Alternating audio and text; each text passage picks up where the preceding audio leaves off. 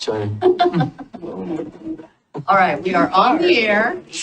We will start, and we will be taking a break briefly in about 8 to 10 minutes, but we will get a start and let our Assistant City Manager begin talking to us about our new goal, economic development. I'm actually going to kick us off, then I'll hand it over to Joseph. Council and Mayor, we are really excited to start this monthly process now of devoting 90 minutes of one of your monthly work sessions to your council goals.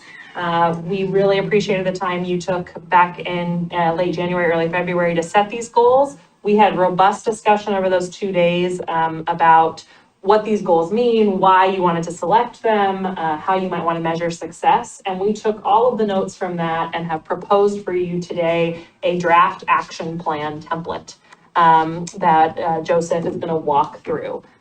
This is kind of our first test case, the guinea pigs, if you will, for this sort of new structure that I think will really make in a lot of accountability and transparency to our council goals and be a really helpful tool for communicating to the public what you want to accomplish. That said, as we go through this, we're going to learn what works and what doesn't. So please give your feedback. If there's sections you don't understand or you want us to add, we can take all that feedback because our hope is that we replicate this for your other 2 goals coming up in the next few months.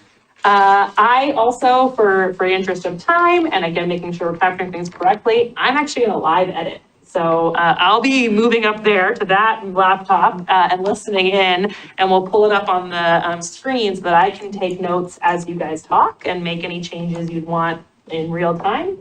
Let me know if I get anything wrong. And I think the last thing is I might ask Joseph to introduce our new staff member. Absolutely, yes. Thanks, Emma. Joseph Brilio, Assistant City Manager, and I'm here tonight with our newest addition to the mix. Sierra Williams is our new Economic Development Coordinator. She's over there in the audience. Second day, she came back, so that's good. So we'll see if it's up to you guys if she's going back tomorrow, scare her off or not.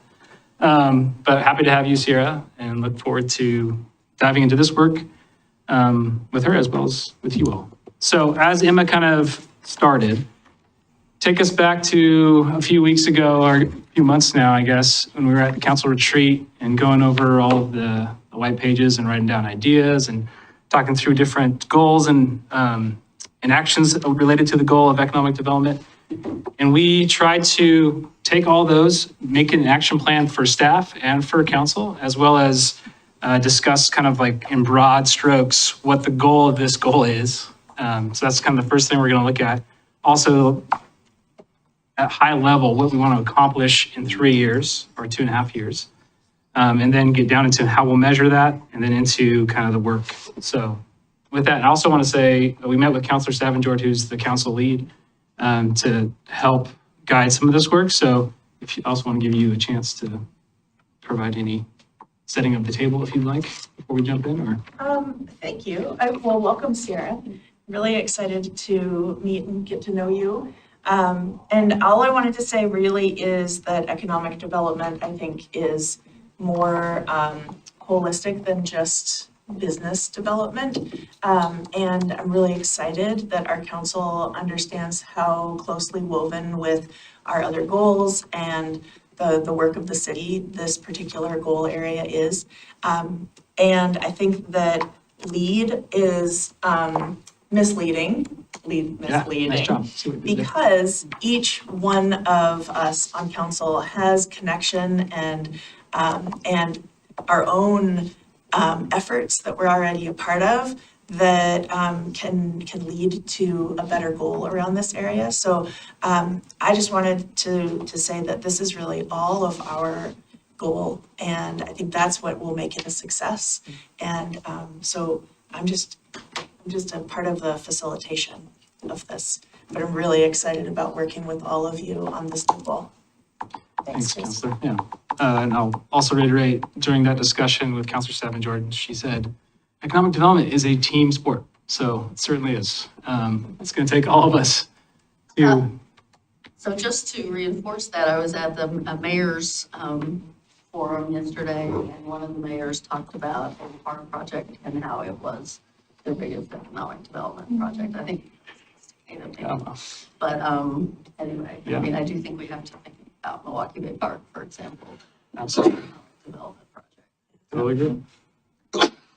So, as with anything we endeavor to do, especially when it comes to a goal, figuring out the why or understanding the why we're doing it is a good place to start. So, in our attempt to kind of take what we learned from the retreat and what we thought your intent was for this goal, you'll see that we have, it's up on the screen now too. If the why really gets to the heartbeat of what we were trying to do here. So I'll just read it real quick. Milwaukie is seeing a resurgence of economic development activity in its downtown and business districts. Inspired by the city's 2040 community vision and comprehensive plan, the city has completed foundational work to enable hubs of commercial amenities across our neighborhoods. As Milwaukee's urban renewal area, URA, and construction excise tax funds mature, the city has an opportunity in 25 through 27 to make significant investments that can support our local economy, attract and retain businesses, and revitalize our commercial areas to help build community and a sense of place. And I would say, out of all of that paragraph, that last sentence is probably, in my opinion, staff's opinion, probably the biggest component of this work. But obviously, we're live editing, so if there's anything about the why that you think should be added, edited, changed, now's Councilor Casabati's got a smirk on his face. No, it's good. If you want to move on, we can also move on. No, I my mean, I computer's think- the best right now. I think it might be time to take a Or at the break. pause. Yeah, yeah. Yeah, right when you were getting into. So, I guess I'm going to temporarily pause this meeting. We're going to go off air. We encourage people to watch History Being Made on C-SPAN or other YouTube, other channels, the U.S. Senate. And we'll be back in 10 or 15 minutes. Am I pulling it up?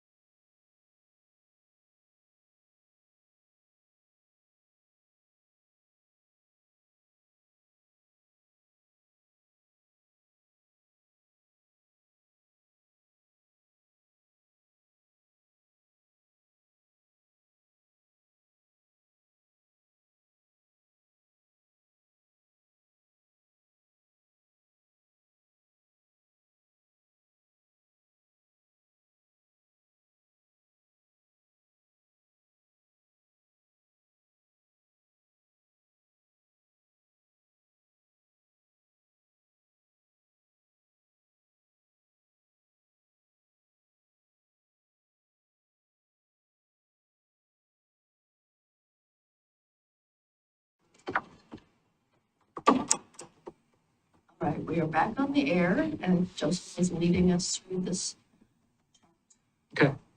Yeah, we were back at the Y. Kind of a weird, it's like, I feel like it's like a cold plunge all of a sudden, like, coming off that little break. Yeah, we were going over the why for this goal. And I would just draw your attention to that last sentence of the why. And if there's anything you'd want to change, or you think that the why needs to address, this is a good time to share your thoughts. If it's perfect as is, and staff did an excellent job, you can also say that as well. It's perfectly okay. And then we can also add the accomplishments, or what we want to, all this goal to basically look like at the end. On the right side of the page, you'll see a couple dogwoods talking about what the vision, those are what we want to accomplish, but you can think of those as well as like the vision of what we want to see in 2027. So revitalize Main Street and downtown, new investments in Milwaukee's industrial areas, at least one enhanced neighborhood hub, strong city business partnership, capital improvements that support our business districts. And those, obviously, keep those in mind as we go through this matrix, because all the actions are hopefully going to be pointing back to the why and back to the accomplishments in the vision. I'll pause there if there's any thoughts, Also, questions. I guess, following up on the comment I made before about Milwaukie Bay Park. Yeah. Should we add Milwaukie Bay Park is under construction? Or should we add something about Milwaukie Bay Park under that? I mean, it's gonna obviously be in the parks goal, but in recognition that it is also an economic. Should we put it here? I mean, I'm not, gonna die on my sword on that one, Yeah. but.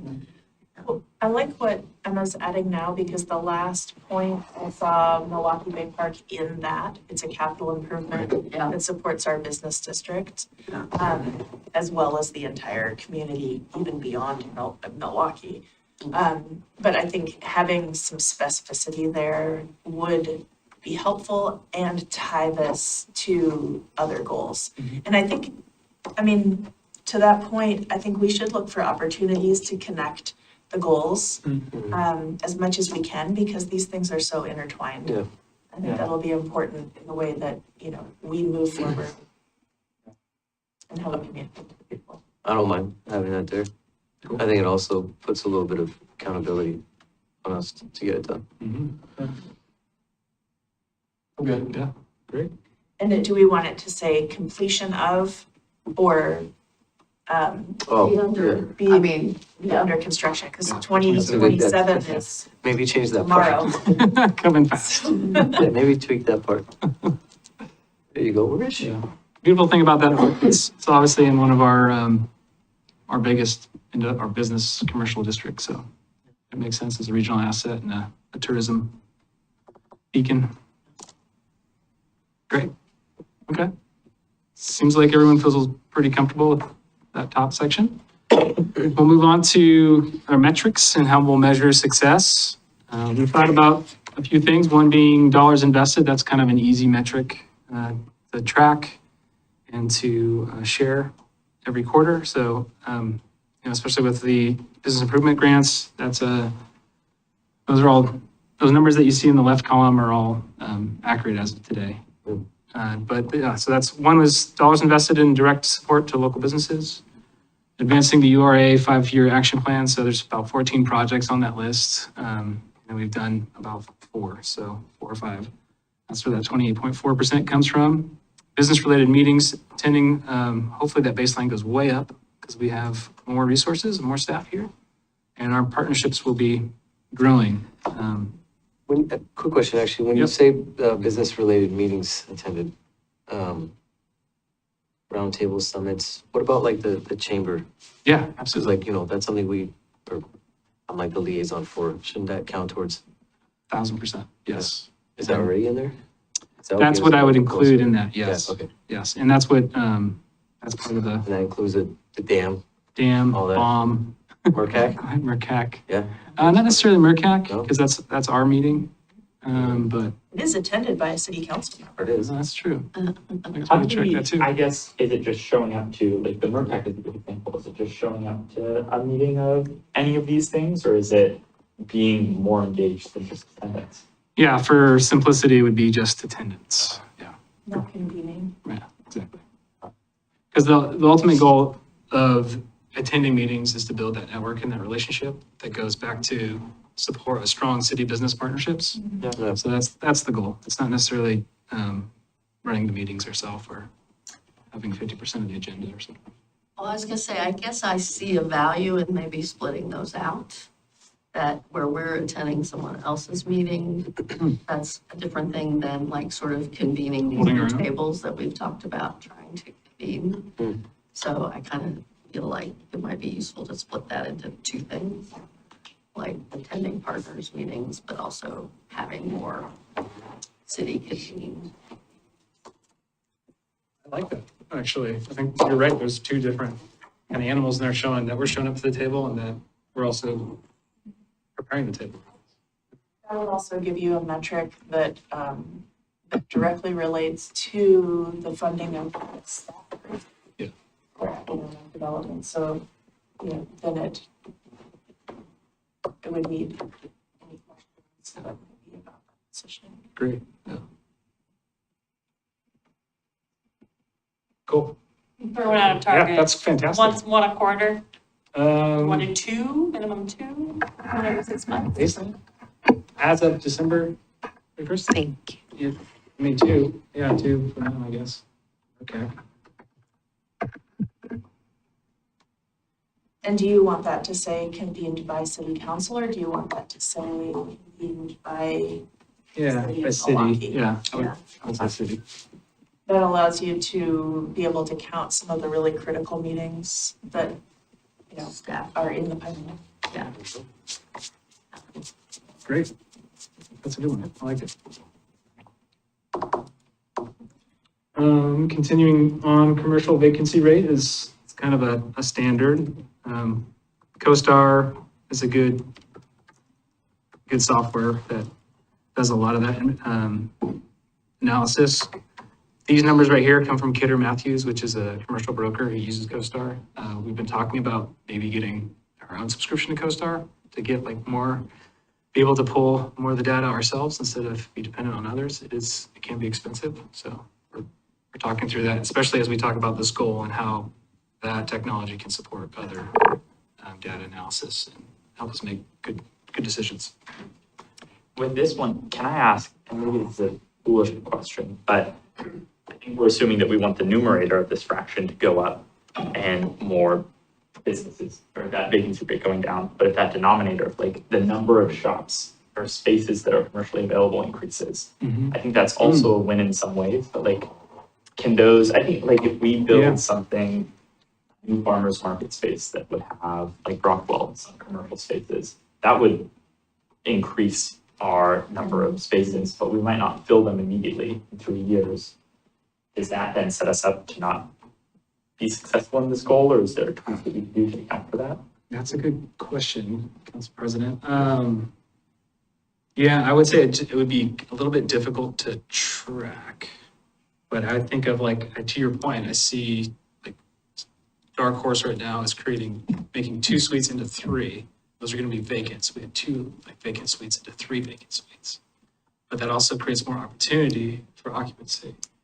I'd still stick with what is occupied, and just going off of that. We can also add or look at adding, I should say, available commercial square footage.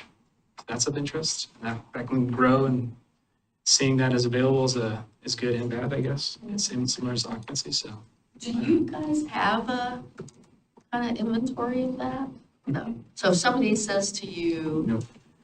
I guess I'm thinking more of the industrial than the commercial, but if somebody comes in and says, yeah, we need, 20,000 square feet to do X. Yeah. We don't have any kind of No, inventory. right now it's really Google search and LoopNet search, and hopefully finding something that meets their needs.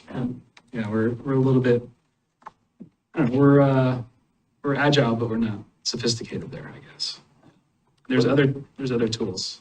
Sorry, my comment is a little bit more generic, general, maybe than just for economic development is about goal setting and, you know, and more of a universal, you know, theme is that, goals are supposed to be achievable. But they don't have to be safe. Yep.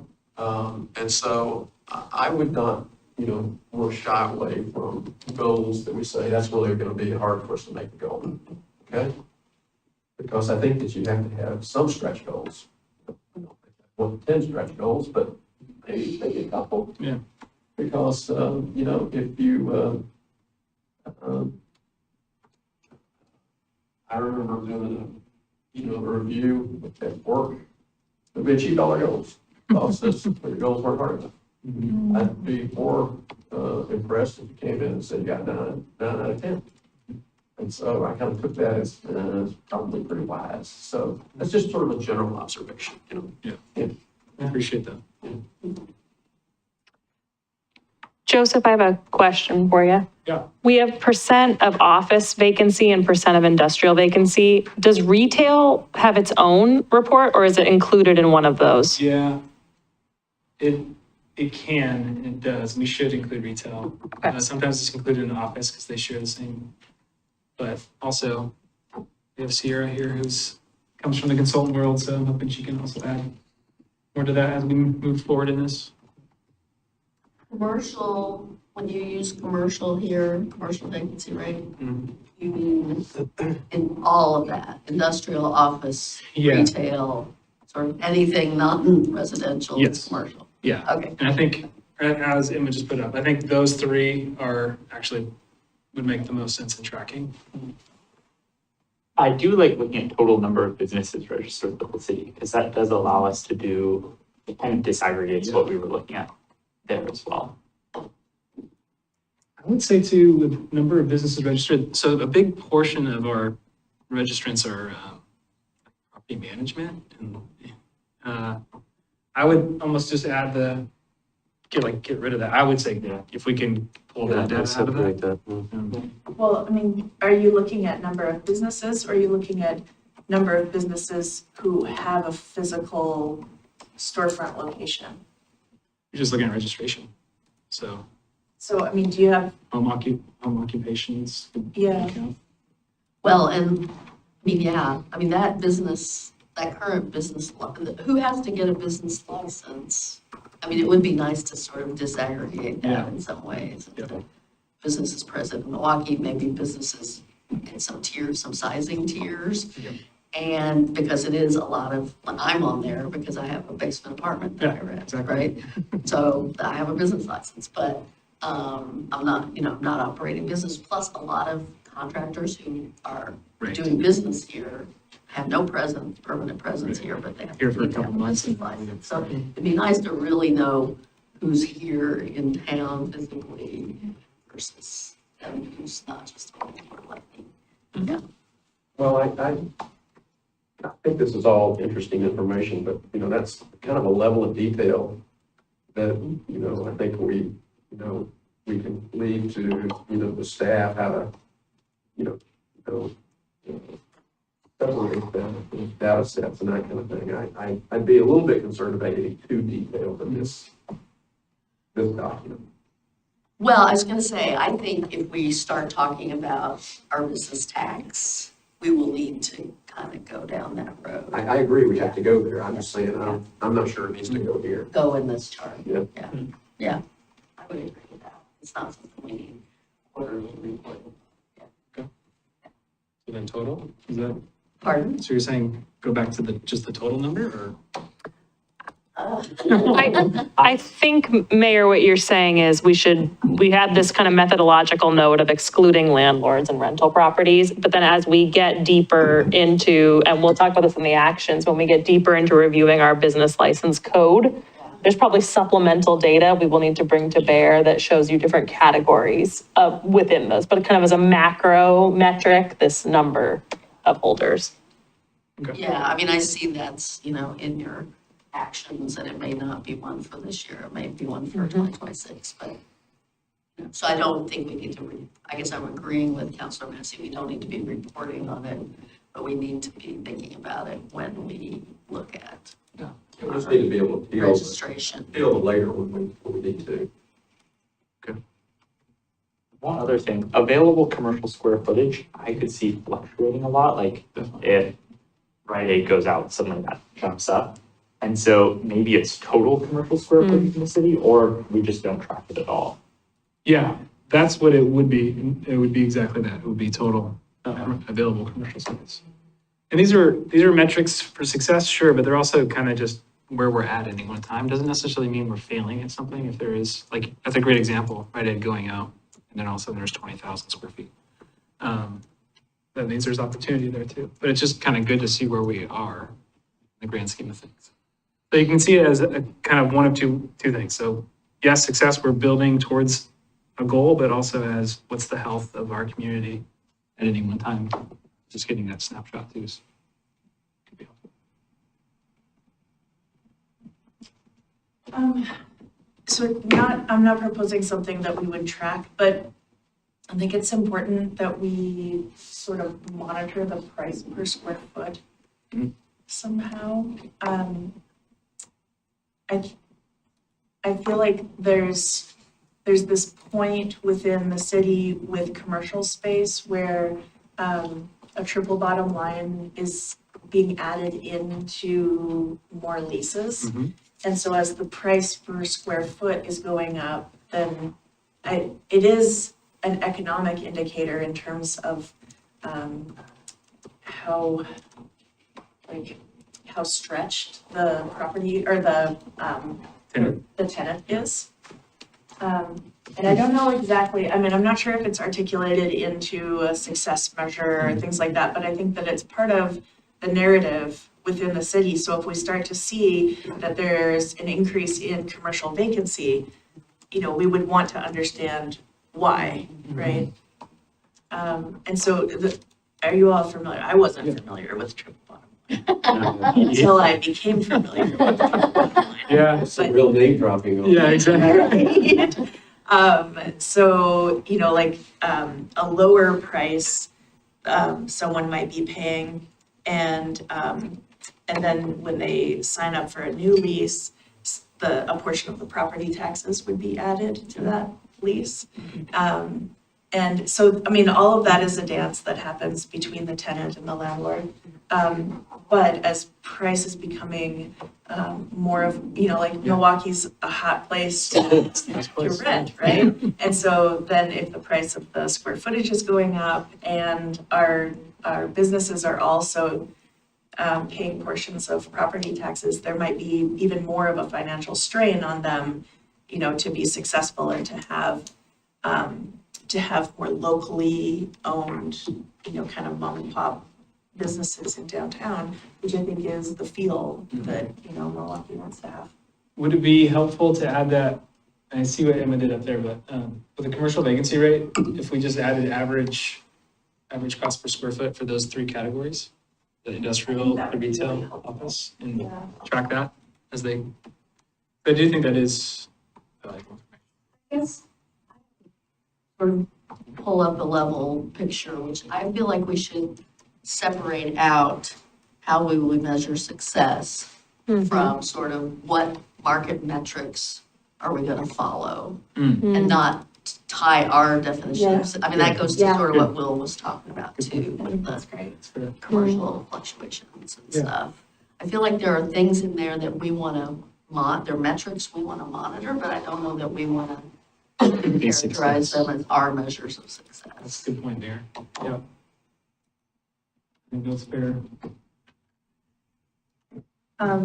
So really appreciate the addition of foot traffic and the creativity around measuring foot traffic. Because I think as we all talk with businesses, especially downtown, the idea of foot traffic, is directly related to their bottom line, but is also, it's like a double-edged sword in the case of the parking woes. Yeah. So you have more people downtown, there's more foot traffic, that's a good thing. But all those feet sometimes show up in cars, and then we're having a hard time with space and parking spaces and things like that. So, anyway, I think it's a good, like, stake Yeah. in the ground as we're talking about what traffic looks like. Yeah. Pedestrian and vehicle traffic.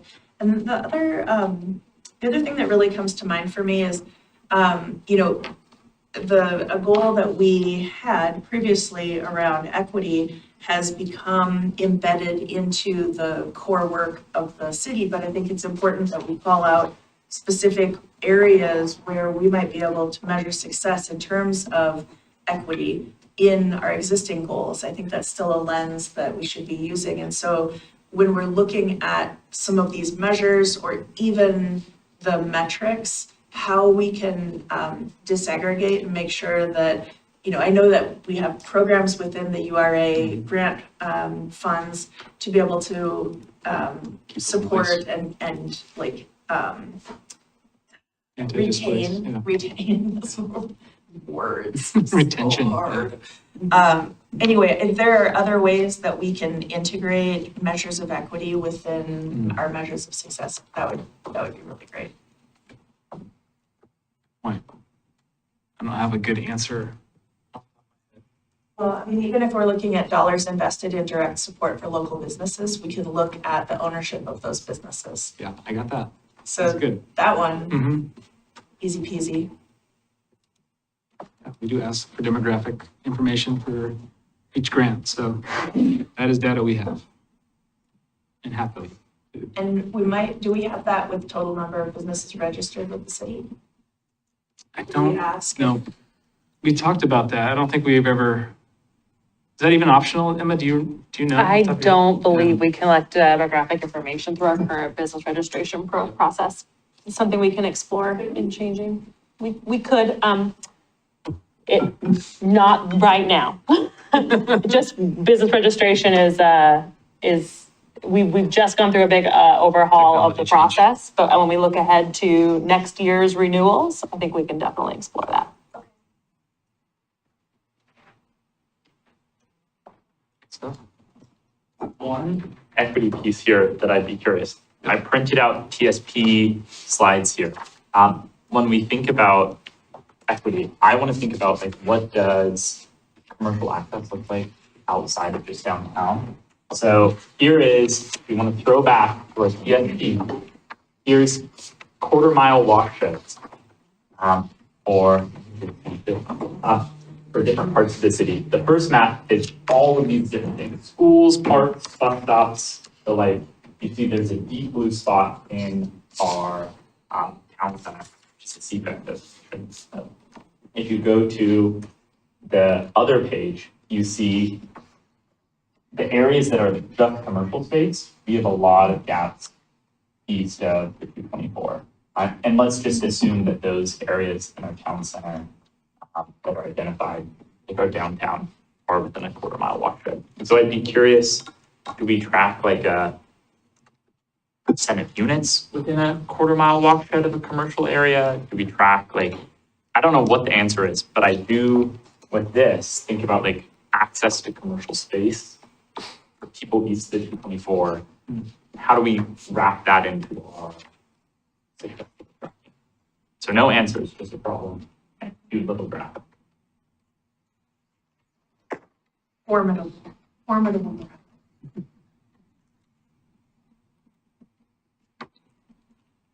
I mean, the data we do have offhand, not as granular as you speak to, Council President, but we do track the units across the city.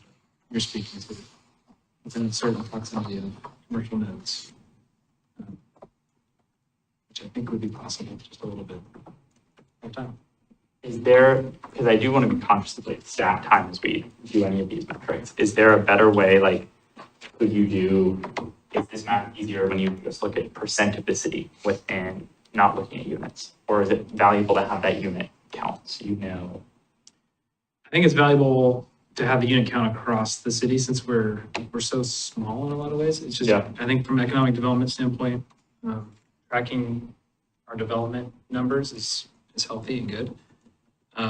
But yeah, I think you're getting more towards the neighborhood hub support, right? And the market analysis that's going to go into that as well, which is, Doesn't have, like, I'm curious, call it whatever you want, a hub, a corridor, pocket of commercial activity. I think any access to commercial activity in a walking distance is something to look at.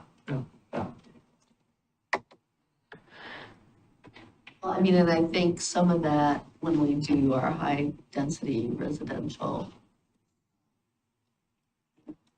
that's where we could establish a goal around that, right? Like a target, if we wanted to hit it. I mean, we wouldn't hit it by 2027, but I mean, that would be where we could establish some kind of units within, you know, a half a quarter-mile walk of existing commercial. Are you just proposing gathering? I think so. I think a metric of success would be like what percent of Milwaukeeans live within a quarter mile of some type of commercial activity. I think we might even have some. Well, I mean, we have it for parks, so I Yeah. assume it's Yeah. generatable for Mhm. commercial as well. You want a quarter mile, not a half mile? I am open to either. I think this is Five-minute where I city or say I'm 10-minute city? process agnostic. Yeah. Well, this, I don't want to get too far into details, but this can be highly dependent upon how you find that center. Do you take a perimeter? Yeah. Think of an EPA, or do you take a centroid of business activity by whatever, metric or something like that? What we did for TSP is I said, to your point, we should count the perimeter, like any part of these NMU or SMU zones, especially it was for the central Milwaukee area. We want a little bit more for that marketplace. I think there's a way. We do a lot of our noticing, 300 feet from the property line, which is essentially going from, the outside of that commercial node and then going quarter mile, half mile. It'll take some work, and I think we do have some of it already, but yeah. Could we just sort of put a pin in this and let the staff look at what's available and what might make most sense? Yeah. Rather than trying to define what's probably a very complicated issue here. Yeah. You mean on this measure? Yeah. Or, Well, on this particular thing about, not on the,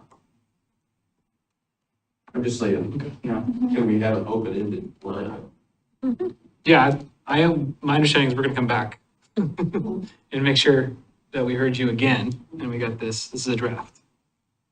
So we need to finalize the draft. yeah, I'm open to hearing staff input on all of these, because if we don't have reliable, regularly collected data points, then we're just creating more work and creating a data gathering process that, To know where. is in direct competition with us getting things done. Yeah. Right. Good point. I like it. Okay. Can I ask about foot traffic? Are you like gonna put out trail counters? I mean, what is the idea? Well, yeah, that's.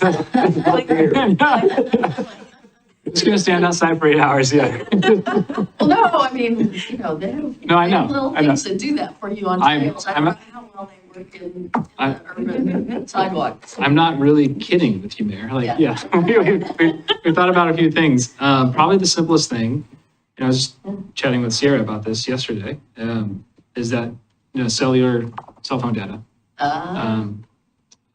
Companies like Placer AI are able to do that. They're able to give you specific days and times within a geographic area and give you an understanding of who's moving through that space.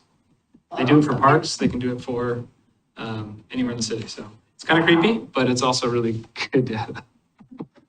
And you can Yeah. give them a time frame and they give it to you. Yeah. So I was gonna say, we get, it's cell phone data. We get all the people, they come in, it happens intermittently, but we get all the Pokemon Go people.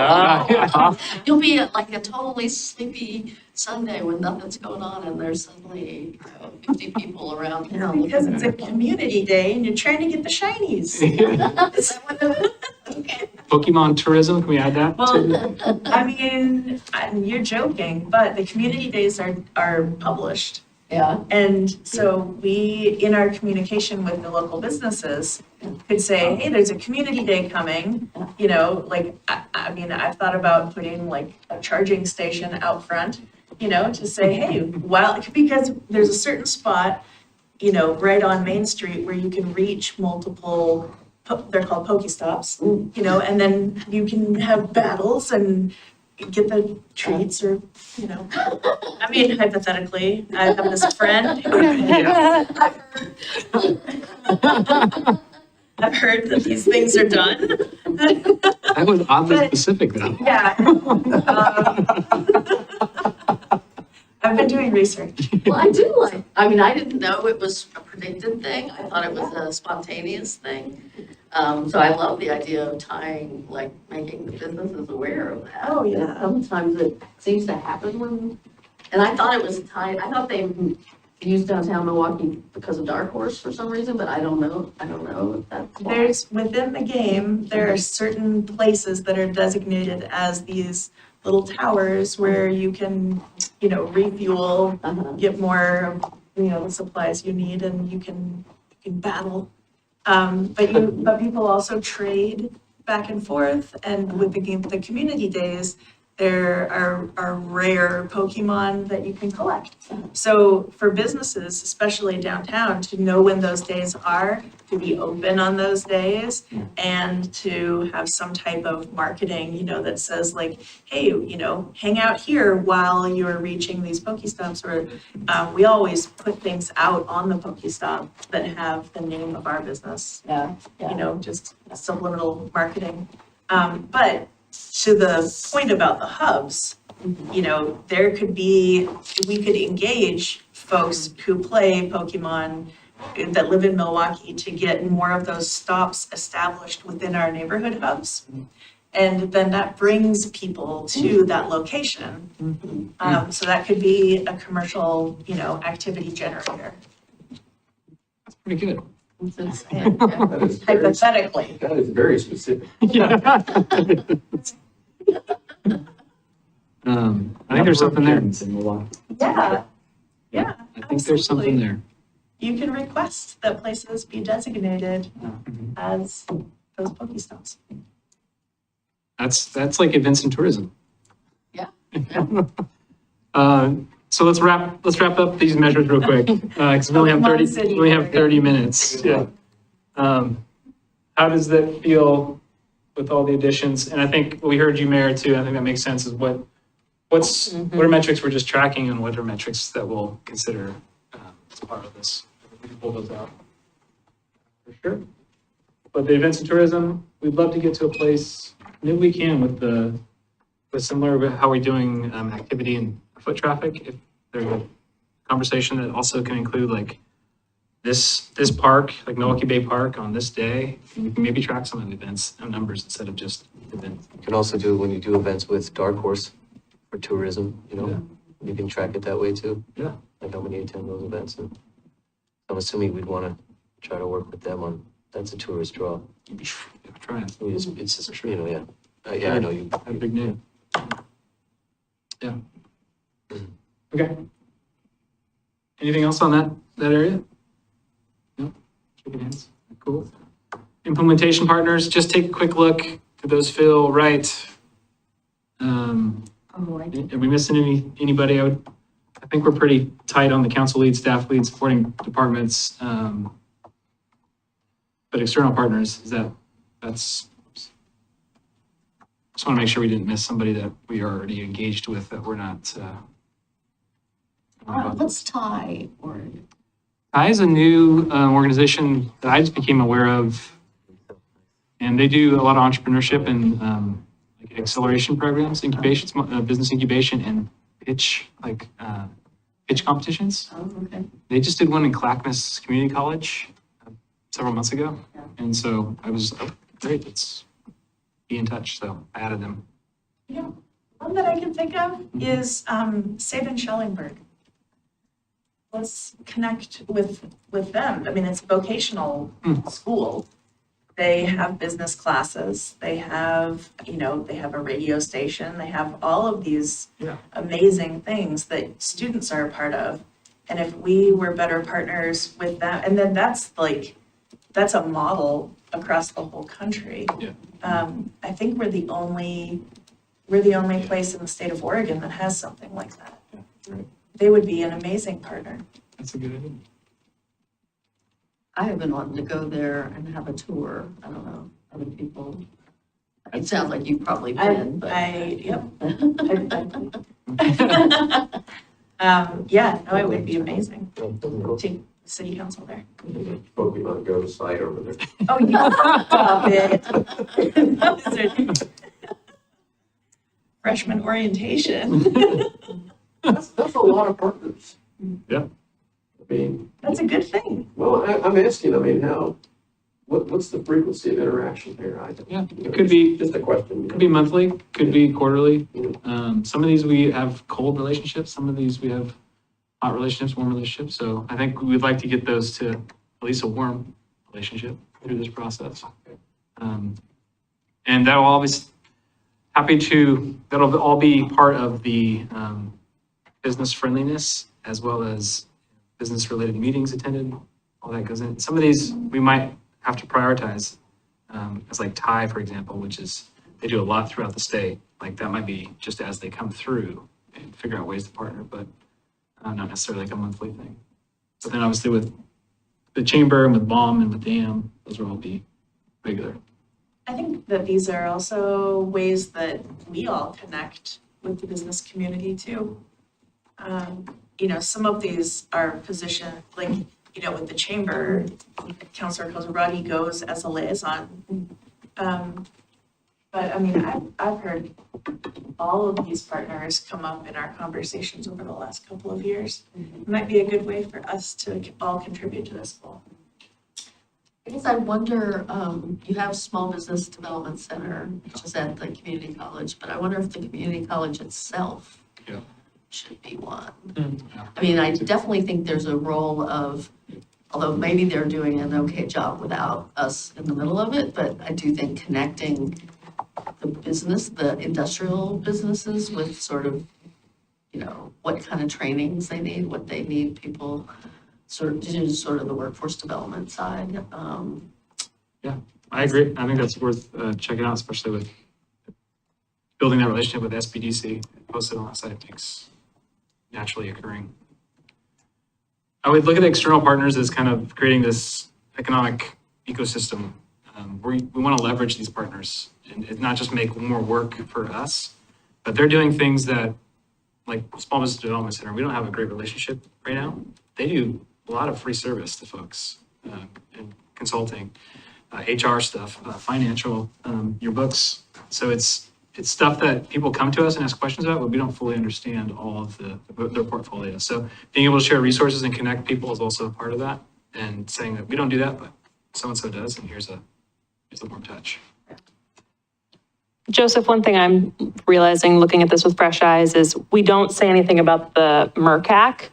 And for both this goal and all three of our goals, for parks and green space, I think of PARB, and for affordability, I think of the CUAC. I'm wondering if we should list sort of the related city committee. Yeah. Maybe, well, it's not really an external partner. Yeah. And it's not really a supporting department, Well, it's but probably its maybe under own the thing. community development dot, Mm-hmm. we could do a sub dot that says MERCAC.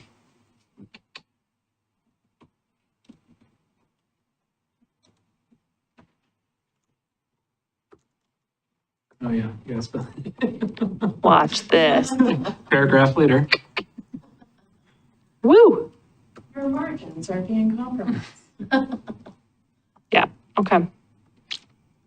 Love it. Great. Thank you. That's a good list. We have 20 minutes. Getting to the staff action, council actions. So again, this is what we took from our whiteboard session at the retreat. And hopefully you had time to look at it. We can go through it by quarter. I don't know. How would you like to approach this? We can go box by box, or if you had a chance to look at it, just know what's missing or what isn't, or if it looks good. Happy to do whatever council wishes here. One thing I'd call attention to, we did discuss this at the retreat, but it's been a while. Each year, we drafted sort of a focus. So the focus for 2025 was supporting downtown momentum and really reestablishing those engagement tables with businesses. And start getting this data collection ongoing. 2026 was really a focus on enhancing neighborhood hubs and starting to really lean in on those business relationships and work on retention and attraction. And then year 3 was focused on institutionalizing business support as a core city function. But those are also open for discussion, but they might help remind you why we were prioritizing certain actions in different years. Thanks, Emma. That's good.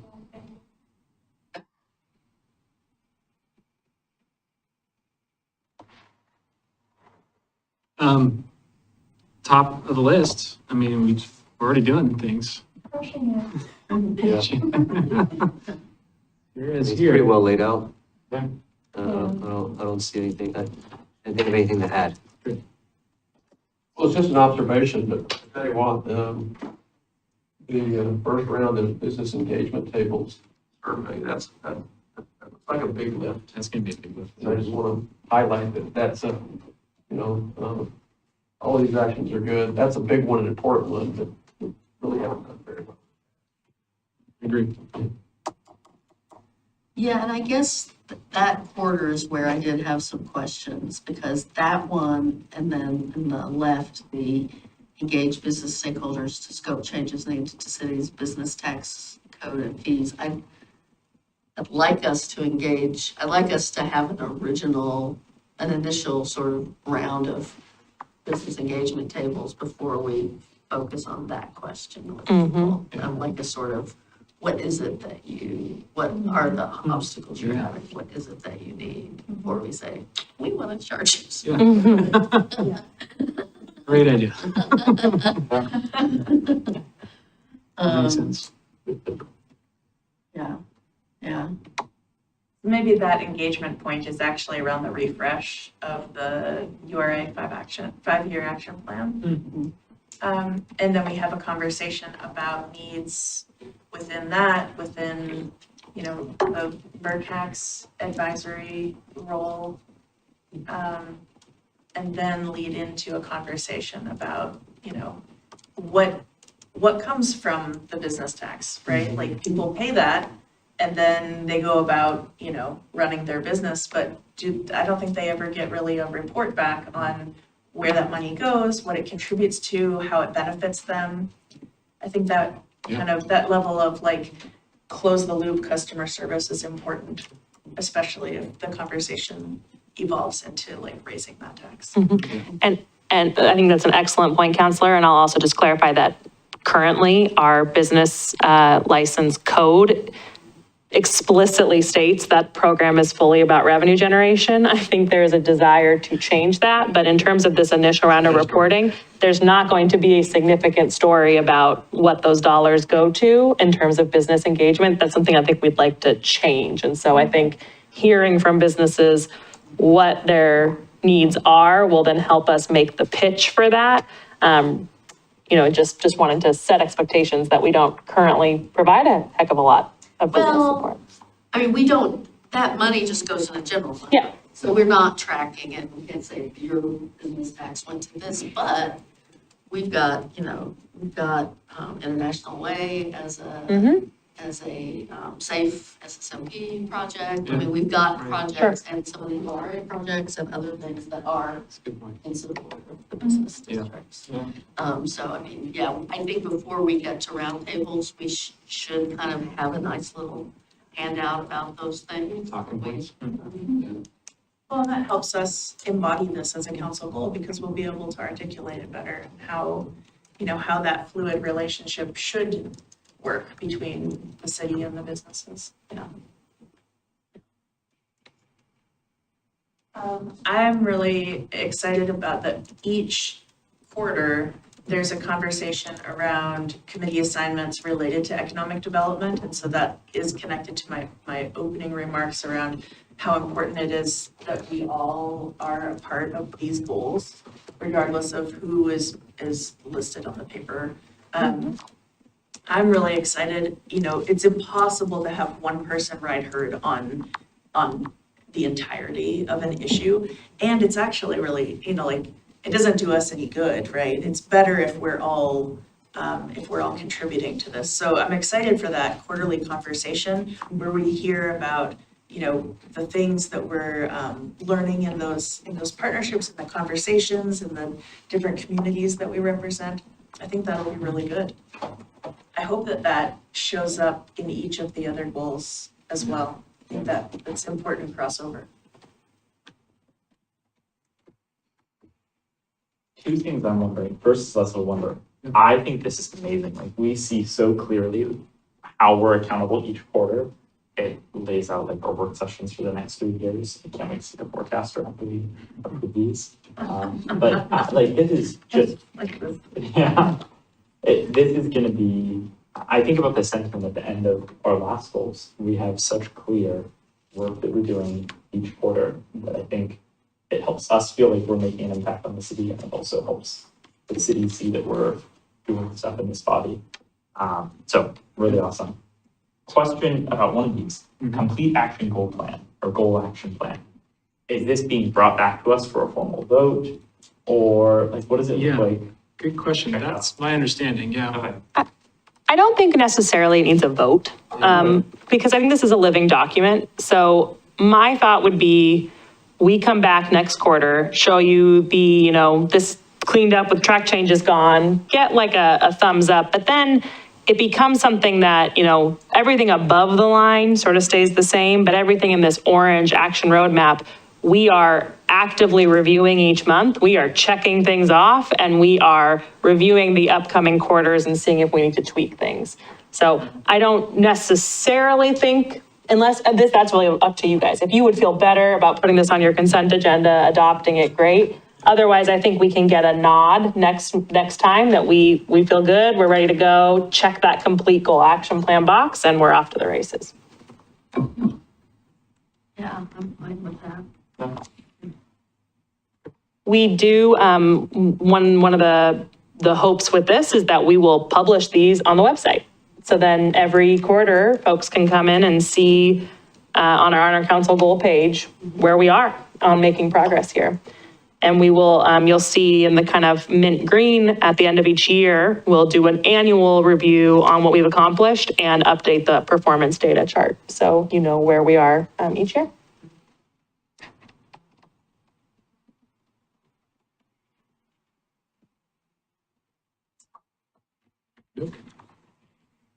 How does that sound? Yeah? Mayor? Well, I was gonna say, in sort of, in the spirit of Councilor Savingeor's talk about, we all need to be at this table. I thought I would give something I was gonna say later in council reports, but I'll go ahead and say it now. Couple things to report on. One is, it was Sandy, actually, I'm looking at my notes, it was Sandy that thinks their new park at skate park is an economic development driver in their downtown. I have been in conversation with John Sarah at TriMet about the issue that kind of came up in our TSP conversations about bus service to International Way. And they are reaching out to 5 businesses over there, Oregon Tool, Maggot, Dave's Killer Bread, and then 2 that are on the edge of, outside of Milwaukie, but on the edge of that area, Heritage Foods and Bob's Red Mill, to assess, to try and get an assessment of their needs. He was told, he was told by Oregon Tool, our largest employer, that their their shift changes are at 5:30 and 2:30 a.m. and 5:30 a.m. So he was sort of like, I don't see us, anyway, they are at least surveying people, and that's a step forward from before, but it's not everybody. I was hoping they would survey all the employers, but they're just doing individual outreach to some of those larger ones. We'll see what comes of that. That's great. That's progress though. Yeah. That's good. Thank you, Mayor. Good. I guess last thing, Mhm. are all of the checkboxes are not happening this 90-minute meeting once a quarter? We're sprinkling this throughout, but then we're having a check-in Every quarter. overall. Yeah. Okay, Yeah. okay. Well, and I guess to the question of what Emma said about putting it on the website, is the website going to be just updated in advance of the next quarterly meeting, or is it going to be we're updating it as we go kind of thing?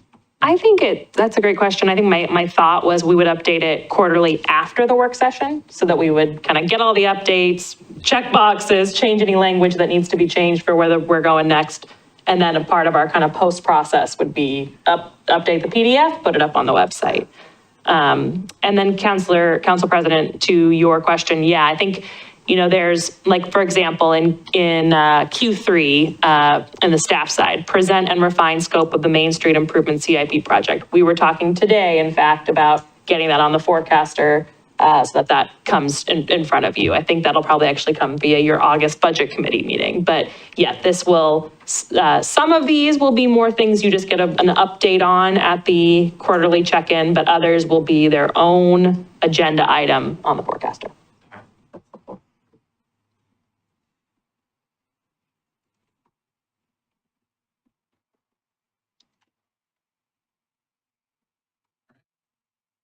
Joseph? Thank you. Thanks all. Mayor, you good? Awesome job. Yeah. Yeah, okay. Great. I want to make sure. We're done early. So since we're done early, do you want to invite Sarah up? Yeah. Sort of give herself a little Sure. background? Sure, she'd love that. Up, Oh, Yeah. We have a whole plate for you. And then after you've heard all of this, the big question is, are you coming back for day 3? I'll sleep on it. Okay. You want to say a little bit about your background, where you come from? Yeah.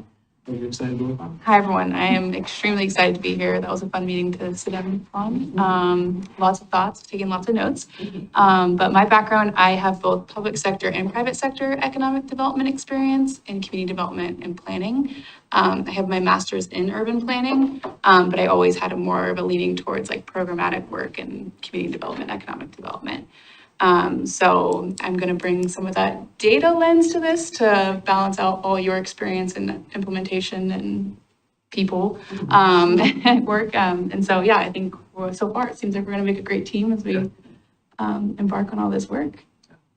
And Sierra recently comes from Echo Northwest and Cascadia Partners, yeah. Kind of the two largest economic, well, they do more than that, but one of the well-known private sector consultants for economic development.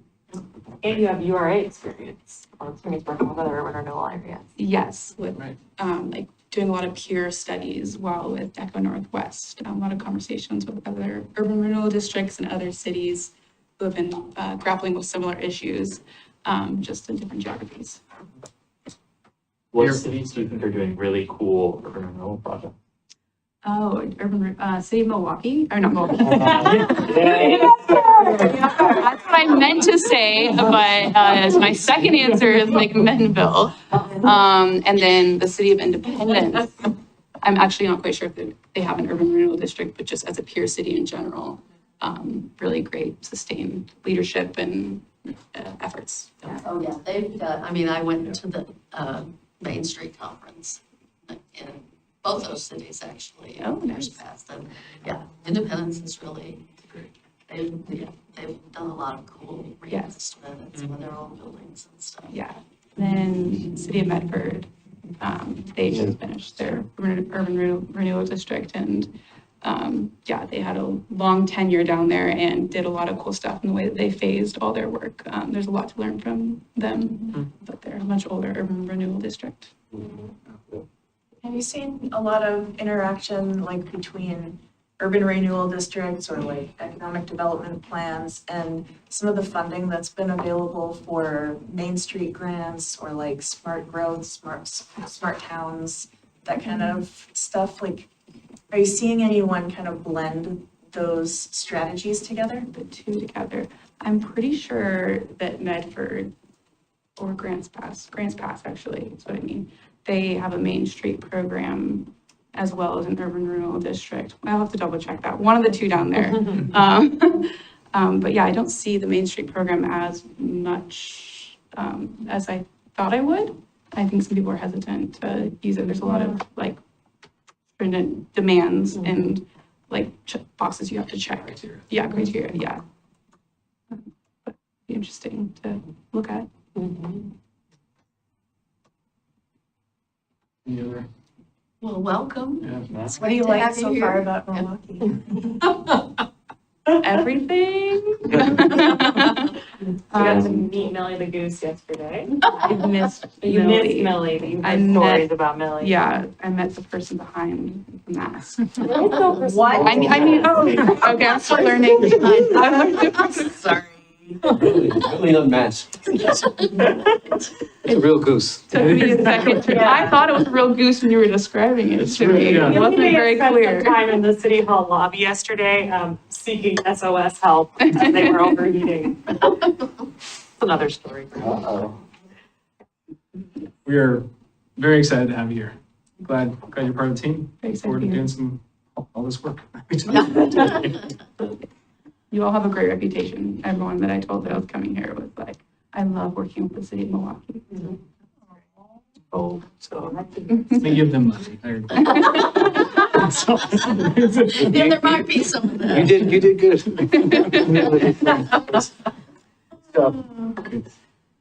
Great. All right, well, thank you. You're off the hot seat. Awesome. Yeah, well done. Yeah. Are you, is Joseph staying up there? or- I'm saying, yeah, I'll hang out. It's a development bonanza today. They all tied together, so it's really easy, to be honest. You get the clicker? I don't know if I have the. Scott's getting you Scott's started. got the clicker. I'll just do a quick intro. Joseph Brillo again, Assistant City Manager.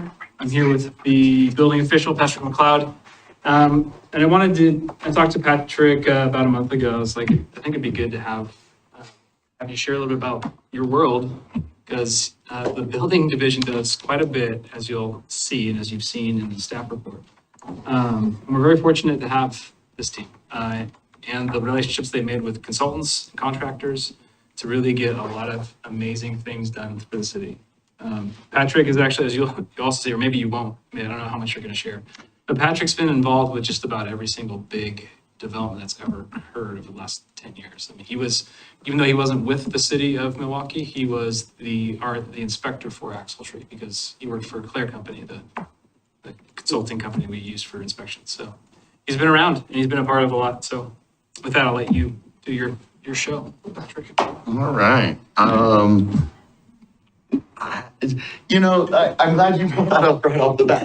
Why did I pick 7, right? Like, that's a weird number. I found 7 fit a lot of different information categories for me. So I could present to you kind of the evolution that's really happened over the last 5, started about 7, and then I tagged in some 10-year-old numbers so we could get an idea of where we've been, staffing levels, inspections, plans examining, and talk a little bit about what I've done over the last 2 years. I've been here since January of 23 to help the city transition to this new type of construction we've been seeing. So just real quick, right off the bat, the division staffing levels, I went back to 17, 18, and I picked those years for a couple of good reasons. 17, 18 was the last time we actually added a full-time plans examiner inspector to the city of Milwaukee. So it's been a few since 17, 18. And that actually in 17, it was a plans examiner. 18, we added a permit tech. We actually had one person show basically up until that point. So 17, 18 was a big transition within that 1 year. We added 2 staff, 1 inspector, plans examiner, 1 permit technician. So that's kind of why I picked that. And we didn't use contracts. We didn't have a need for it. We had just picked up the staff in-house so we could provide those services. So I'm just going to skip right back up to 23, 24. And these are fiscal years, by the way. They're not calendar, obviously, 16, 17. But I liked it because it rounded into the information I'm trying to convey here. So we did hire 1 more FTE. We created the permit coordinator position. The reason we went with permit coordinator over inspector or plans examiner at the time, we cannot contract a permit coordinator or a permit technician for those services. Third parties and IGAs do not provide that type of support for us. We need to have those people in-house. And I'm really kind of shortchanging the permit tech position by saying I'm only talking about inspections and plans examining. Those things come with the processing of the permits, the issuing of the permits, the scheduling of the inspections. All that elevates as your inspection count goes up, your permit counts go up. So we are technically at 4 now. Took us about 6 years to get there though. Unfortunate side of that is we are having to utilize contracts and IGAs more than ever. And that is reflected in that 23, 24 number, especially when you look at the expenditures specifically on contracts.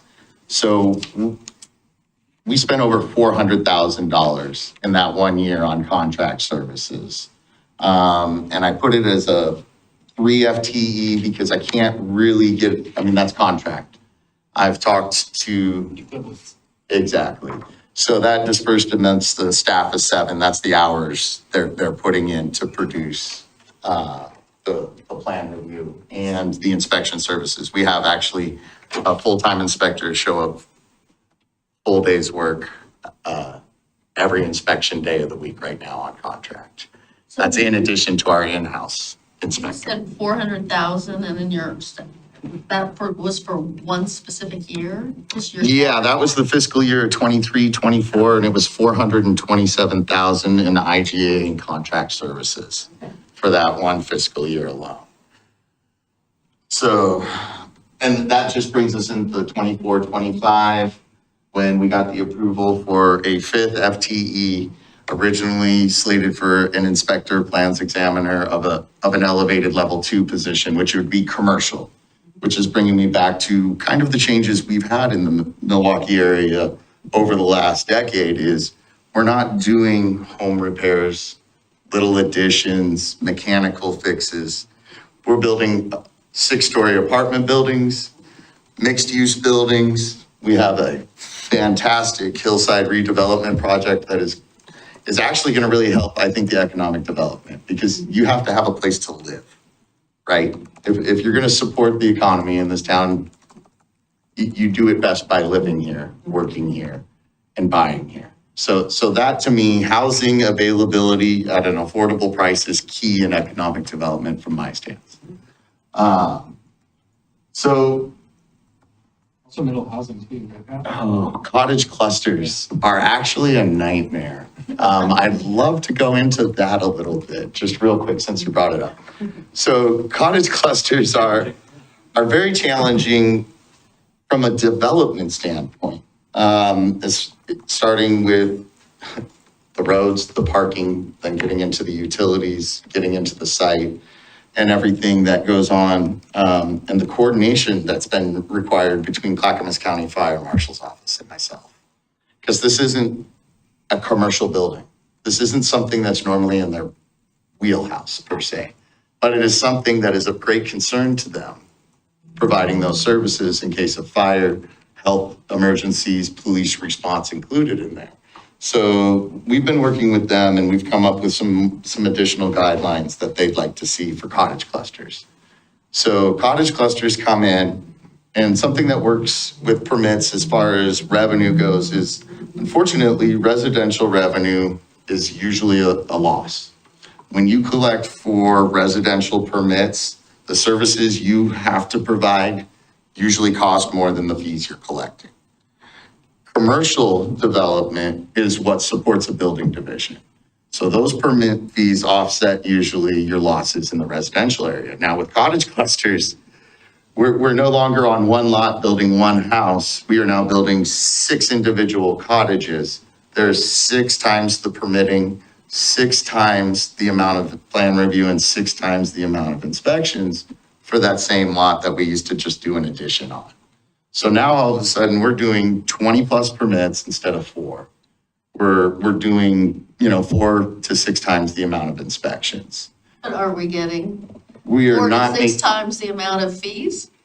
We are technically, but when your fee per is actually a loss, it's a much larger loss than building one single family house on that lot. We're now losing times 6. And the loss, Pat, is also is partly because the sophistication of typically the builder for residential versus commercial, right? And the amount of handholding, so to speak, Yes, kind of constant returns. we do a lot of additional, Education. yes, explaining, assisting. A lot of this is owner done, correct? The DIYer, how big has that been in the last decade, right? So with the DIYer, they want to draw their own plans. They want to respond to their plan review questions. They want to perform the work. What we end up with is 2 or 3 attempts just to fill out an application correctly. So the permit tech is now touching it 4 times.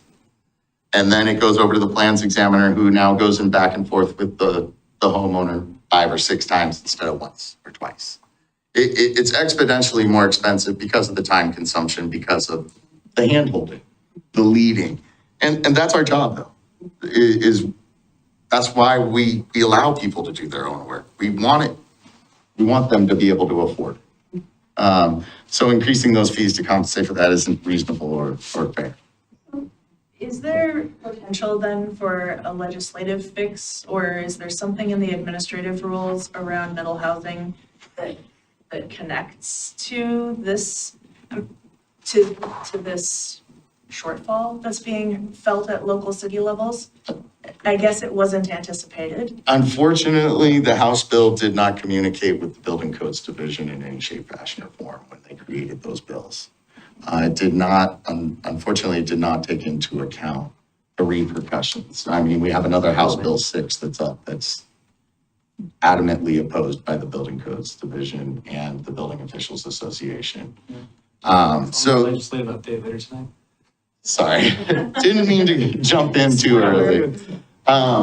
But But that might be something That for would- us to track in conversations we, that we might have access to. I'm looking specifically at that we. Yeah. Okay, because that could be something that we go back and retroactively try to correct in future legislation. So then instead of having building, officials across the state saying middle housing is a nightmare, then we're saying like, hey, we're able to actually respond to this unanticipated capacity draw. and it's strange in how legislation and the Building Codes Division are trying to come up with their own solutions separately instead of That's awesome. working together. We're good. So can I just drill down a little bit on, I get that, you got an individual who's not a developer who wants to build a house or wants to add an ADU and a lot of handholding. But when we talk about like these 6-unit cottage clusters, are those individuals building those, or are they hiring a developer to build those for them? They have developers. Yeah. It's also a new style. It's a new design. I know when we first came out with cottage clusters, I think there was over 100 units planned, and a lot of people had some grand ideas. And the reality was, More than, yeah, more than. it did not punch out the way they wanted to build them. It couldn't be cost effective. They are professionals. They should know what they're doing. It's a little better than the homeowner with some of them, but A little. even for them, it's rather difficult because a lot of these companies are normally just doing a couple of houses. Trying to do 6 simultaneously becomes more difficult. And I think some of the medium, smaller builders are having a lot of trouble with that. And let's be honest, big builders have the same problems. The big ones have problems too. A name isn't it. It's who you have in charge, who your project managers are. And do you find that, you called out specifically cottage clusters, and that is sort of what we've been seeing. I've always wondered why we're not seeing more townhomes instead of cottage clusters. Or do you think that some of those problems would be lesser with townhomes than they are with I cottage fully clusters? believe that, and it's funny you say that. I've been supportive of cottage clusters. I've talked to townhomes. I've spoke to a couple of those people who withdrew their cottage cluster plans. Some of them have come back as townhomes. We have in pre-app right now that should be rolling forward about 30 townhome units down off of 32nd. We currently have one lot that's doing 2 sets of 4 townhomes. And yes, I do agree with them being a way better alternative, still allowed under, I believe it was the intent of the House bill, to be honest. The difference between cottage clusters and townhomes is a little bit in the design, a little bit in the safety as far as I'm concerned for fire ratings. But at the end of the day, townhomes can be sold individually. And to me, that was the intent of this whole thing, affordable housing. And in my personal opinion, the new starter home is a townhome. Plain and simple. And if we can keep on this track where we literally have about 40 slated townhome units for next year alone, if we can stay on that track, I think that's one of the affordable aspects of Milwaukie. I think we can produce some starter homes. And with the hillside redevelopment, we're going to have a ton of rentable, affordable units. I'm talking about purchasable units, which is the ultimate dream, right? So are we discouraging the development of cottage clusters? No, right? No. We're not like. No. Not in any shape, fashion, or form. I've reached back out to a couple of contractors who have withdrawn from that cottage cluster idea and went, no, it's not punching out. And I just merely approached them with the suggestion, hey, have you calced some townhomes? Have you calced the potential of selling later, of being a landlord or having options? And when you present people with options, they'll see the opportunity. Good you do that. That's really cool. So I think that's why we've had some townhome sets come back. That's good. Do you think that the reason for the cottage cluster popularity over townhomes is sort of like a cultural one? This idea of like your standalone home versus sharing a wall, God forbid. Yeah, It's so British of you. it may be that. I'm not sure. Me personally, bang for your buck. Yeah, You get the square footage out of a townhome. yeah. And there's energy efficiency. Oh my goodness, you want to be the middle one. If you want to save a buck, you need to be the middle unit in a set of 4. The Building Codes Division has tried to address this with a temporary rule that's becoming permanent in the next code cycle, creating something in a permitting and code compliant path for something called stacked attached duplexes. So there's so many evolutions coming down the line that I don't really see the freestanding cottage cluster being a continued model for the next 10 years. I really think it was the state's push to go, let's get houses. I don't care if they're tiny. I don't care what size your lot is. Let's just get a home. And with that comes the reality of it still costs a lot to build something. It's actually a little cheaper to make something a little bigger than it is to make 2. I know the state and the governor's new middle housing bill is thinking about doing attached cottage clusters or allowing for that. That's Help address some of these, or I think that's where Building Codes Division came in. The BCD came in with the stacked attached duplexes. okay. So under this new rule that just came out the 1st of February, you're allowed to stack duplexes, which used to go side by side. Now we're stacking them. That's good. And now we're stacking them, we can attach them to other stacked duplexes to a total of 6 units in one structure, which would normally be considered condos. Yeah. So what the BCD did was they came up with a less stringent code requirement to achieve a 6-unit structure. And by doing it this way, they've, in my personal opinion, kind of negated some fire life safety issues that I'm not super happy with, but this is a state code. I can argue with them next year. But it's driven by construction costs. They've reduced the requirements for this so they're cheaper to build than a 6-unit condo. Yeah. So both angles are trying to address this. All of us are trying to address this. The steps I've personally taken to alleviate some of the pressures on the sustained growth permitting. This is just kind of what we've been going over. It's been a sustained increase for over 5 years. We continue to grow inspection wise, not necessarily permit count wise, okay? The growth, like I had stated, from single family dwellings more towards multifamily commercial units. Like I said before, commercial projects generate more revenue and require a higher level of expertise, additional processing time, inspections, and plan review. So they're more complex. The reason this is one of the big driving things and we had to enact is this last one, all these IGAs and contracts is we're required, unlike planning or engineering or other divisions within CD, is we have a shot clock that the state puts us on. And in order for us to, quote, violate that shot clock, and to be honest, us not doing Friday inspections is a violation. We had to go get special permission from the state to do that because we are required to perform inspection services within 1 business day of calling.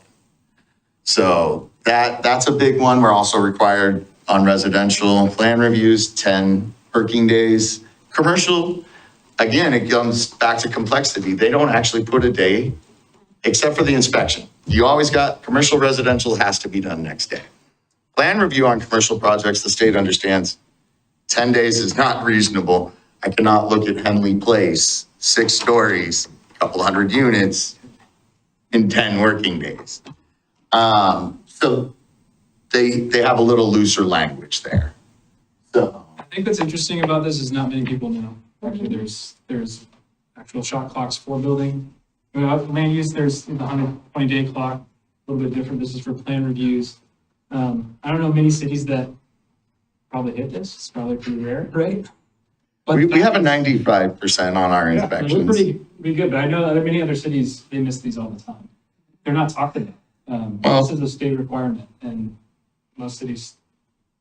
We actually have been in violation of this when I took over in 23. And that's why I renegotiated a couple of contracts to benefit us. I got a 10% reduction.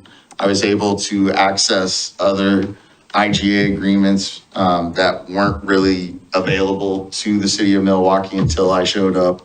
And that kind of goes back to why I picked 7 years. It's been about 7 years I've been helping the city of Milwaukee. Like Joseph had said, I've inspected Axletree, the high school, Northwest across from the high school, Henley, Waverly, just about every big project. And it's why I was brought in specifically was your larger projects. That's why I was brought in by Claire Company, me specifically.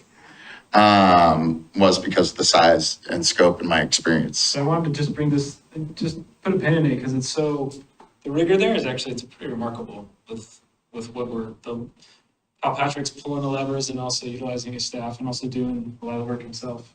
I went on a great ride along with Pat a few months ago, and I love to admit that when I'm like ignorant of things. I'm so ignorant of the building system. And I remember we were standing outside Hillside and I was like, so how many inspections do you do on this? How many inspections do you do on a project? like Building this? C has over 100 inspections already. It should complete with my standard over 250 inspections on that individual building. There's 3 buildings in phase 1. It's just like that, like So- that. Like I hear this and I'm like, okay, yeah, that's cool. Then I think that times 200, then 1 day turnaround. We're gonna be with, my goal is to hit 1,000 inspections. The only reason is safety. I don't like doing extra inspections, and I'm gonna show you in a slide how much I dislike doing unneeded inspections. And some of the things I did, I'm gonna skip over this one. Something I did, so if you look here, we have permits issued, and I went back 10 years, like I said, when it was a solo flight crew. So you could see, it's about 785, 1,500 inspections.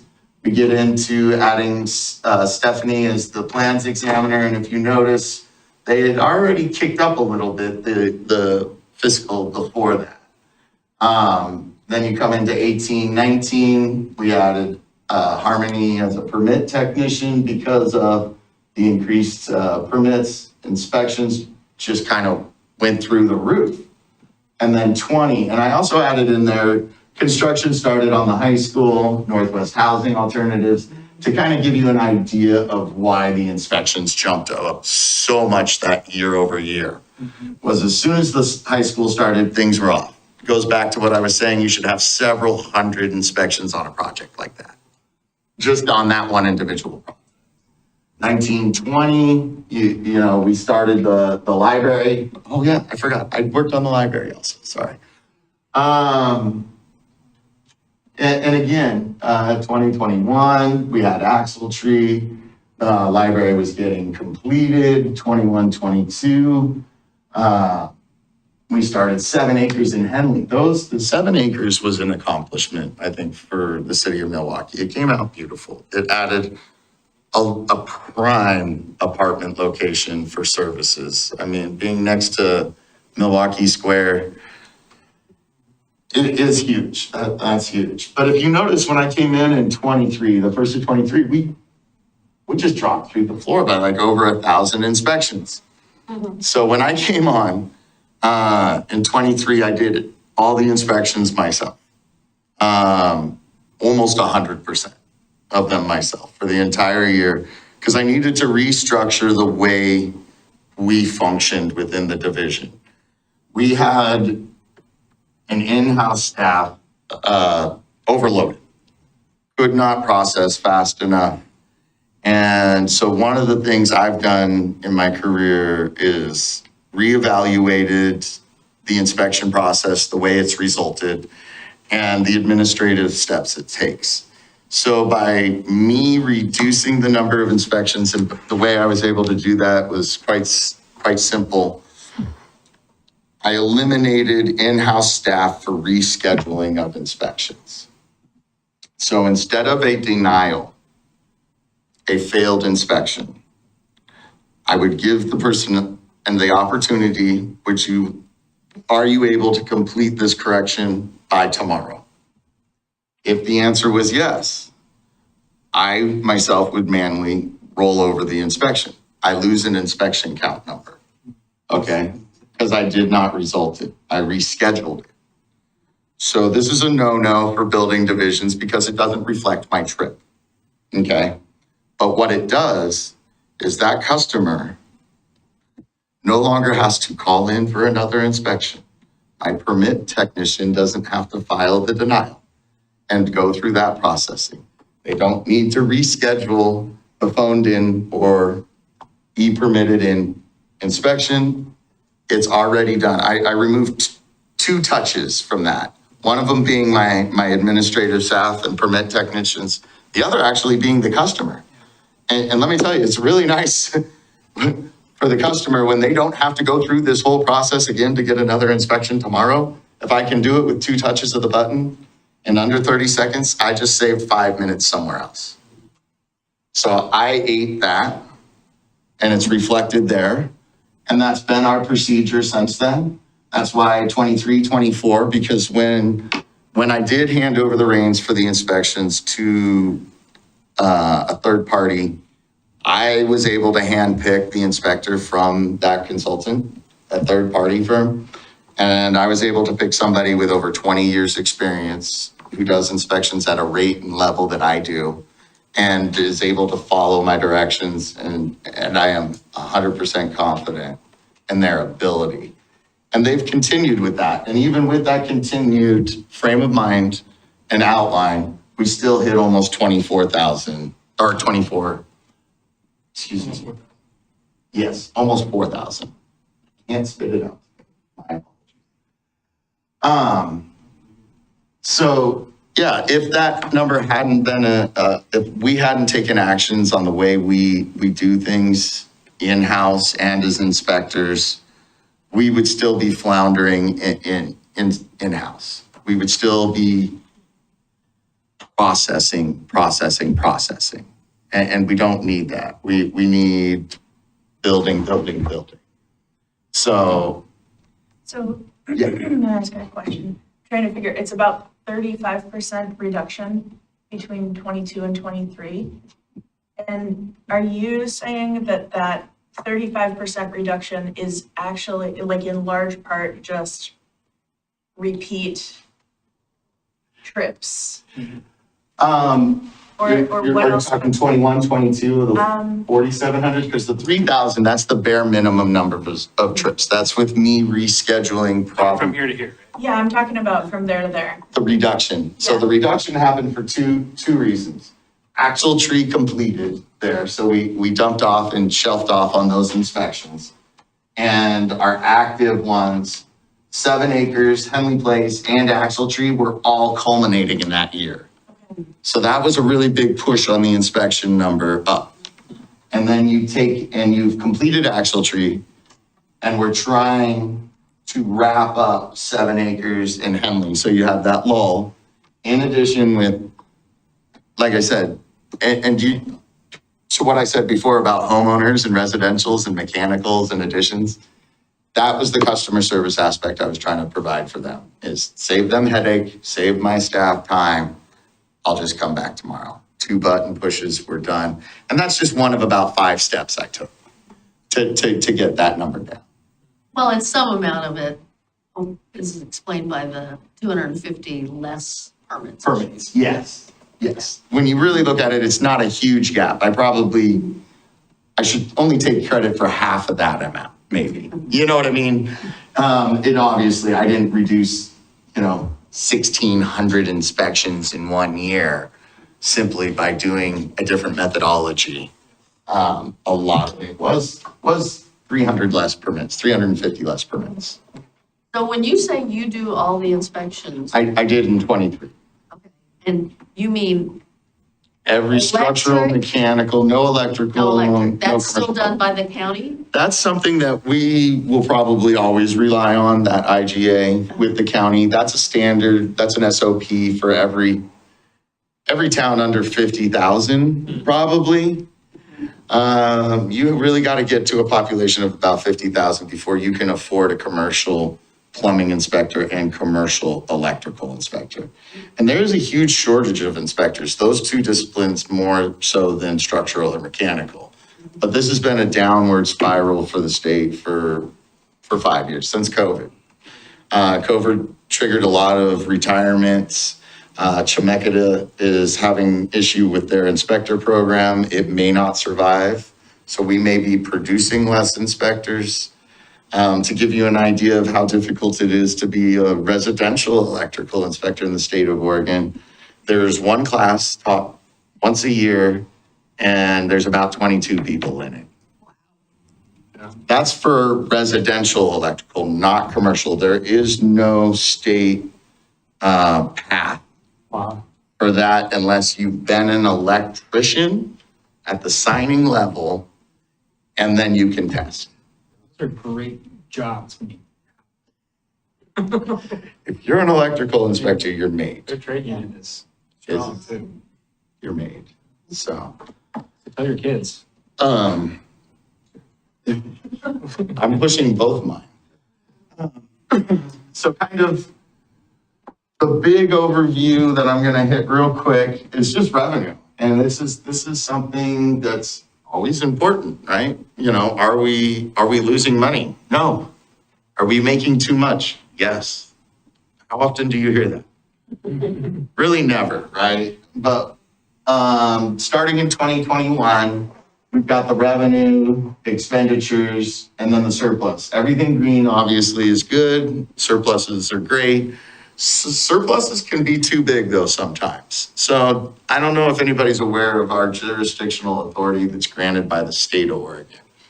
We have a program, the building division, that's really granted by the state. And we're gonna have a reapplication start here this June, here in about 3 months, where we're gonna have to reapply for our program. And there's some boundaries and things that they look at when they approve or deny your program. One of them is your financials, right? If you're in the red, that's bad. They usually tell you that's, you need to fix that. When you're in the green, that's usually good. Unfortunately, Oregon regs are very specific in that we can only charge for services we're delivering. If we're not delivering those services, we shouldn't be charging.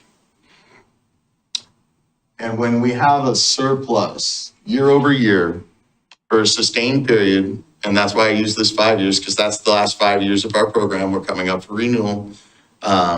Applications start being accepted for rounds. We're in year 4. Start in July is when I can start submitting my first applications. I've reached out to them. I actually have spoken with a couple different building officials who are in the process. One of the big things is that surplus is almost too much. State guidelines state we're allowed 2 years of expenditures in reserve. So our expenditure totals, roughly, I think this year are gonna end closer to last year at 1.1, 1.2. So that means we could have a surplus reserve of $2.4, $2.5 million. We will probably be at $5.5 million when we go to program renewal. So I'm gonna have to explain why we have a 5-year surplus and not a 2-year surplus. So that's something that's gonna be a concern of mine here in just a few months. But what it does show is a healthy reserve and a healthy budget in building. Something you'll notice is I've been trying to get the forecast a little bit closer, 23, 24, 24, 25, because I am pretty good at word around town and what is coming to town. It's one of the reasons I took the job a few years ago is we all knew about Hillside about 7 years ago. And yeah. So you got approval to hire, and I understood from your staff report that you're trying, but you can't find. Very hard, yes. But I mean, if you hired, if you hired a position and their benefits and all of that, that would kind of cut that in half, that surplus? No? Not quite as much as one might think, because what we're paying in contract and IGA services probably would flush out a lot of that. So instead of, 427 and the 23, 24, an FTE with whatnot would be about 188,000, but it would only absorb maybe less than half of that. It really depends on which position we fill and which one we decide to go with, because the inspector position, to be honest, in the evolution of what can be contracted and what costs the most, plans examining costs the most. Inspection services, and we can't even get permit technician support. So honestly, if we wanted to really cut into that third party bill, we would want to go after a plans examiner too. Another idea would be to create a level 3 and try and encompass something more to where we could cut into that number even further. But even looking at that number at 427, adding 188 for a plans examiner, 188 for an inspector, we're still washing out, because the reliance on contract and IGA services will never go away. We're always going to have a vacation. Occasionally, we're going to have a massive scope project. probably want a hand on something like Henley Place. 6 stories, residential, mixed, maybe over on Hillside. Sometimes you just want a structural double check. And that's appropriate. A lot of places do that. And Claire, who does it for us, does it for Wilsonville, Portland, all the big cities. I mean, Eugene, they get a second opinion. Eugene does, Portland does, everyone does on big scope projects. We're over time, but Sorry. I wanted to say, ask Patrick one question if I could.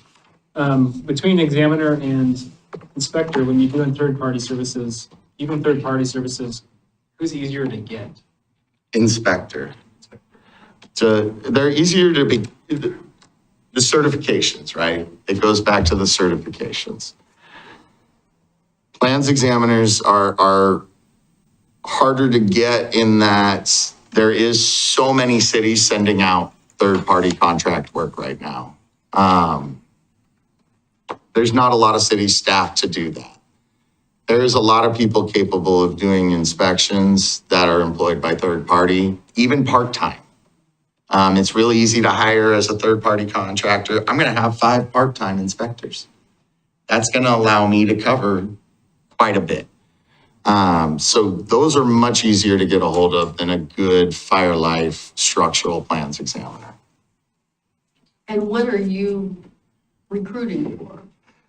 We were recruiting for a building inspector because I took the initiative last year to get myself certified in fire plans, commercial grade, structural, and add a few certifications so I can provide that support also. It's one of the reasons our contract services bill hasn't gotten out of control is I cherry pick the dollars and I perform those services in-house. So there is a lot of that going on. So what you've been recruiting for and unable to fill? Is an inspector 2, which is actually the easier of the two, because I'm trying to just get anything at this point. They're both difficult, let's be honest. To be 100% honest, we had less than 20 applicants, and I don't know if any of them were technically qualified. That was with over 30 days worth of posting. That was posting on national websites and paying a lot of money for a lot of boosted advertising on social media, in addition to locally. So we spent more on that one posting than I think this It's true. city has really spent on any posting. Is the range, the pay range that we're recruiting at, is that industry standard comparable? I'll be nice and say it's in the neighborhood, but the problem is when you have a shortage, is the standard gonna do it? Is what everybody else offering? I mean, I can name 2 towns within about 30 minutes of here who have literally had postings for over a year, continuous. Supply is low, demand is high. And it seems like the profession is kind of going the way of like travel nurses. Chimney sweepers, me.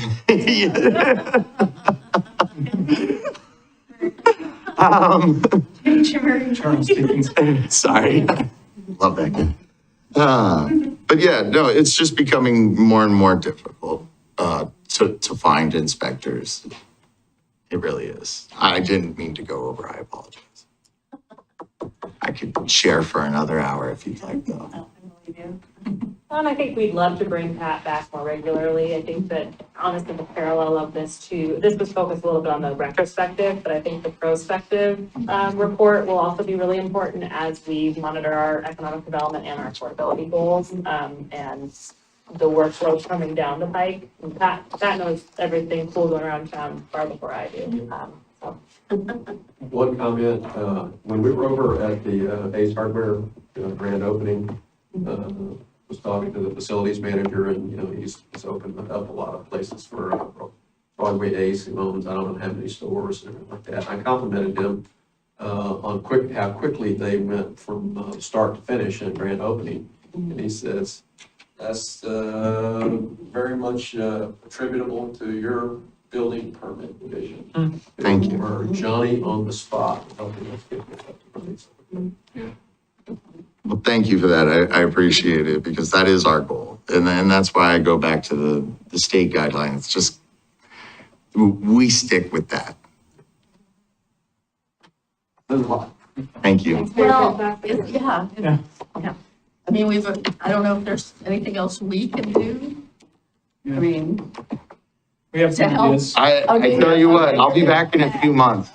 How's that? And we'll talk more. I just thank you for the opportunity. I know building divisions don't normally get to, they don't get to share. I really appreciate the staff we have here. The people are why I'm here. Joseph, Harmony, Stephanie. I've been helping the city for over 7 years now, and that's why I took the position is I love the town. I love the people. And if it wasn't for them, I wouldn't be here, period. So thank you. Thank you very much. thank you. Right, I think we are wrapped up and we will be back at 6:30 for our regular session. Only 11 minutes over. That's pretty good, actually. I mean, I'm normally, If you any indication of the permit. What you can do is just come back tomorrow. oh,